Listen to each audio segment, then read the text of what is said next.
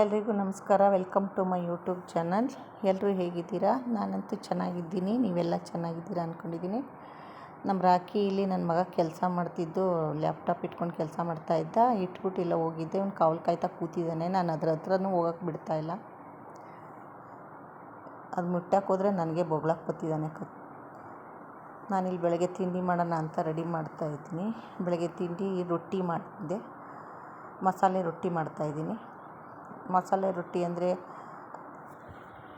ರೊಟ್ಟಿಗೆ ಸೊಪ್ಪುಗಳು, ಕೊತ್ತಂಬರಿ ಸೊಪ್ಪು, ಸಬ್ಬಸಿಗೆ ಸೊಪ್ಪು, ಕೊತ್ತಂಬರಿ ಸೊಪ್ಪು ಮತ್ತು ಜೀರಿಗೆ, ಈರುಳ್ಳಿ, ನುಗ್ಗೆ ಸೊಪ್ಪು ಇದಷ್ಟು ಮಿಕ್ಸ್ ಮಾಡಿ ಕಲಸಿದ್ದೆ. ಅದನ್ನೇ ರೊಟ್ಟಿ ಮಾಡ್ತಾಯಿದ್ದೀನಿ, ಅಕ್ಕಿ ರೊಟ್ಟಿ.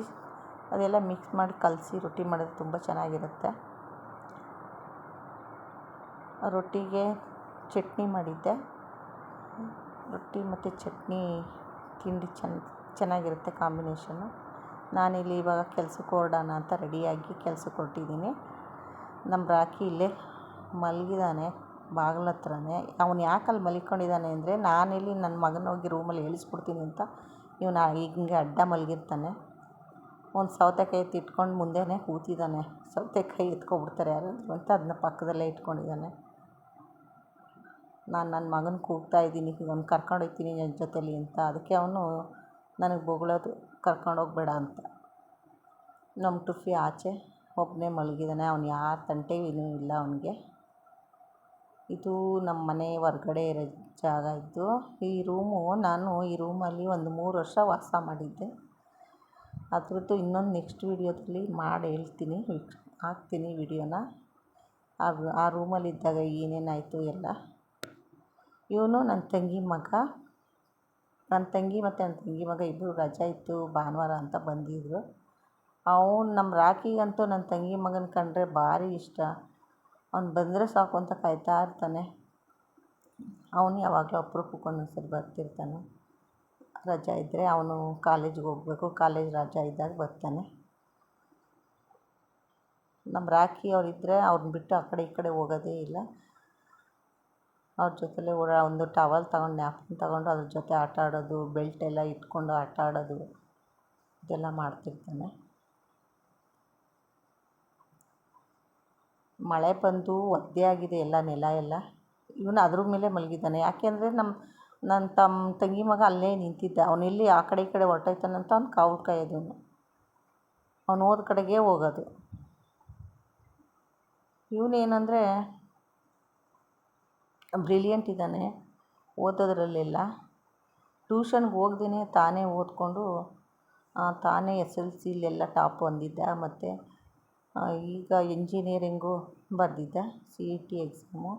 ಅದರಲ್ಲೂ ಅಷ್ಟೇ, ಅವನು ಟ್ಯೂಷನ್ಗೆ ಹೋಗಲಿಲ್ಲ. ಅವನೇ ಸ್ವಂತವಾಗಿ ಕೂತ್ಕೊಂಡು ಮನೇಲೇ ಕೂತ್ಕೊಂಡು ಅವನೇ ಓದ್ಕೊಂಡು ಅವನೇ ಎಕ್ಸಾಮ್ ಬರೆದಿದ್ದ. ಅದು ರ್ಯಾಂಕೆ ಎಷ್ಟೇ ರ್ಯಾಂಕು ಬಂದಿದ್ದ ಅವನು. ನಾನಿಲ್ಲಿ ನನ್ನ ತಂಗಿ ಸ್ವಲ್ಪ ಕರ್ಬೇವಿನ ಸೊಪ್ಪು ಬೇಕು ಅಂತ ಕೇಳಿದ್ದು, ಅದಕ್ಕೋಸ್ಕರ ಕರ್ಬೇವಿನ ಸೊಪ್ಪು ಕಿತ್ಕೊಡೋಣ ಅಂತ ಹೋಗಿದ್ದೀನಿ. ಇಲ್ಲೇ ನಮ್ಮ ತೋಟದಲ್ಲೇ ಕರ್ಬೇವಿನ ಸೊಪ್ಪಿನ ಗಿಡ ಇತ್ತು, ಅದು ತೊಗೊಂಬರೋಣ, ಕಿತ್ಕೊಂಬಂದು ಕೊಡೋಣ ಅಂತ ಹೋಗಿದ್ದೀನಿ.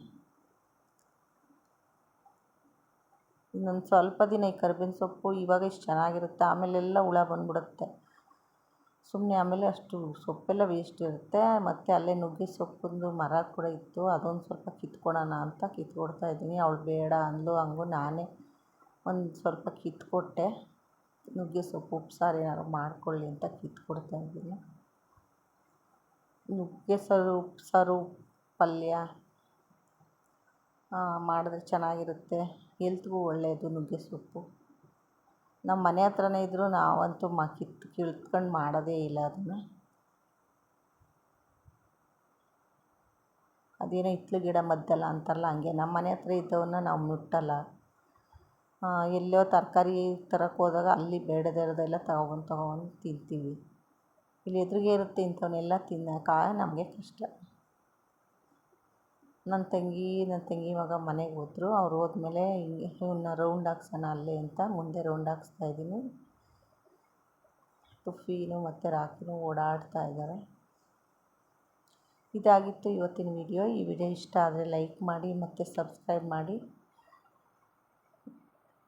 ನೀವು ಲೈಕು ಮತ್ತು ಸಬ್ಸ್ಕ್ರೈಬ್ ಮಾಡಿದ್ರೆ ನಾನು ನೆಕ್ಸ್ಟ್ ವಿಡಿಯೋ ಮಾಡೋಕ್ಕೆ ಸ್ವಲ್ಪ ಇದು ಖುಷಿಯಿಂದ ಮಾಡ್ತೀನಿ.